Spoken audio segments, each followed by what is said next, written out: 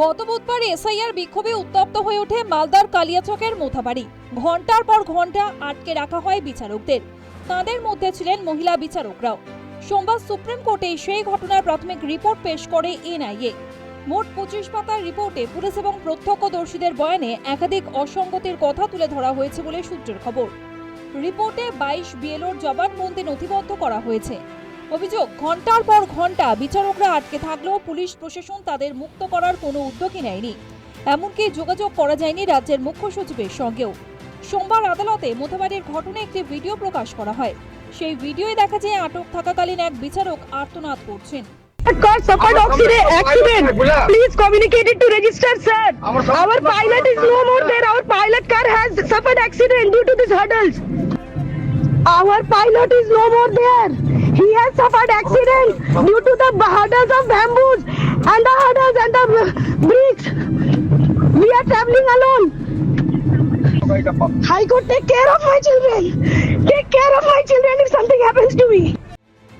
শুনানি চলাকালীন প্রধান বিচারপতি মন্তব্য করেন, রাজ্য প্রশাসন ব্যর্থ হলে কি করতে হয় তা আমরা জানি। বিচারপতি জয়মাল্য বাগচি মন্তব্য করেন, আমরা কি ধরে নেব সচিব পর্যায়েও রাজ্য রাজনীতি ঢুকেছে? নির্বাচন কমিশনের পক্ষ থেকে অভিযোগ করা হয়, কেন্দ্রীয় বাহিনী নিয়ে মমতা বন্দ্যোপাধ্যায়ের মন্তব্য পরিস্থিতি আরো উত্তপ্ত করে তুলতে পারে। আদালত অভিযোগটি শোনে। বিচারপতি জয়মাল্য বাগচি মন্তব্য করেন, এই ষড়যন্ত্রের শিকড় অনেক গভীরে। এরপর বিচারপতি বাগচি মন্তব্য করেন, দাঙ্গা কি পরিকল্পিত অপরাধ নয়?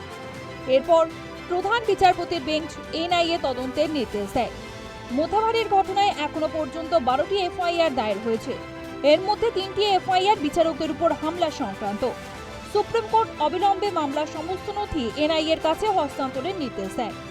এনআইএ চাইলে প্রয়োজনে নতুন করে এফআইআর করেও তদন্ত করতে পারবে জানিয়ে দেয় শীর্ষ আদালত। রবিবার কোচবিহারে মোথাবাড়ি নিয়ে রাজ্য প্রশাসনের তুমুল সমালোচনা করেন প্রধানমন্ত্রী।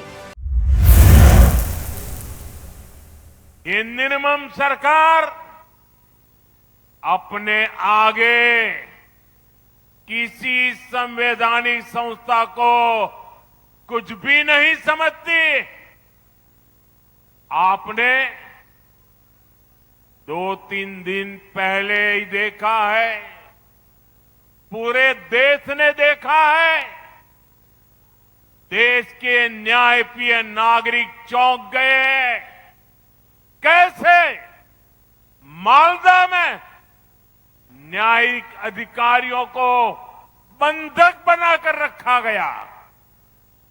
सोचिए, ये कैसी सरकार है, ये कैसी व्यवस्था है जहां जज और संविधान की प्रक्रिया भी सुरक्षित नहीं है।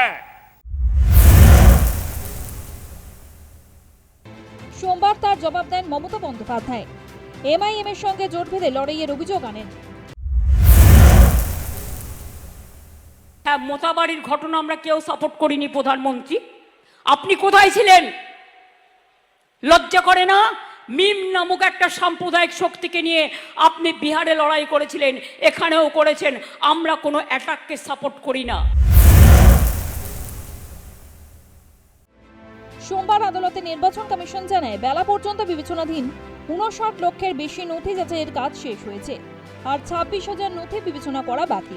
সোমবার রাতে চূড়ান্ত তালিকা প্রকাশ হবে জানিয়েছে কমিশন। সাপ্লিমেন্টারি তালিকায় নাম বাদ পড়েছিল শিল্পাচার্য নন্দলাল বসুর নাতি সুপ্রবুদ্ধ সেন ও নাতবউ দীপা সেনের নাম। সুপ্রিম কোর্ট তাঁদের আবেদনে সম্পূর্ণ সহযোগিতা করার কথা বলে। কমিশন জানিয়েছে, মালদা এবং মুর্শিদাবাদে প্রায় 8 লক্ষ নথি জমা পড়েছিল। গন্ডগোলের মধ্যেও সব নথি যাচাইয়ের কাজ শেষ করেছেন বিচারকরা।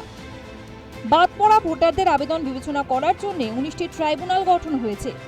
সব ট্রাইব্যুনাল যাতে একই রকমভাবে কাজ করে তার জন্য এসওপি তৈরির নির্দেশ দেয় শীর্ষ আদালত।